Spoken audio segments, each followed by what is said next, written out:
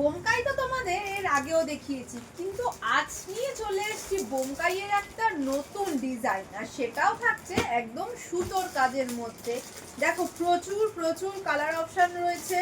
সামনে যেহেতু জামাই ষষ্ঠী আসছে, সব রকম কালার অ্যারেঞ্জ করে কিন্তু তোমাদের জন্য নিয়ে চলে এসেছি। চলো একটা শাড়ি আমি তোমাদেরকে একটু খুলে দেখাই। পুরো শাড়ির ডিজাইনটাই থাকছে টোটালি ইউনিক, অন্যরকম। বোমকাইয়ে যেরকম আমরা চিরাচরিত পাড় দেখে থাকি, এটা কিন্তু তার থেকে একদমই আলাদা।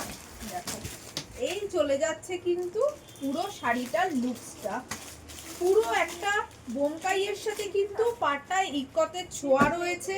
ভেতরে কিন্তু থাকছে পুরো শাড়িটাতেই এইরকম বুটি, আর পাড়টাতেও কিন্তু রয়েছে দেখো একটা ইক্কতের এফেক্ট, আর সাথে কিন্তু লাল দিয়ে আবার কন্ট্রাস্টের ডিজাইনও করা রয়েছে।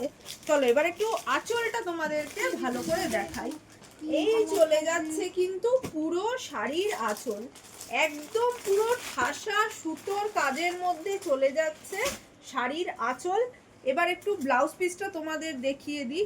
তোমরা অনেকেই রিকোয়েস্ট করো দিদি ব্লাউজ পিসটা একটু দেখালে ভালো হয়। দেখো এই যাচ্ছে কিন্তু সেলফ ওয়ার্ক, তার সাথে কিন্তু থাকছে একদম পার বসানো একটা খুব সুন্দর ব্লাউজ পিস দেয়া হয়েছে। এবার আমি শাড়ির কালার অপশনগুলো এক এক করে তোমাদের দেখিয়ে দিই।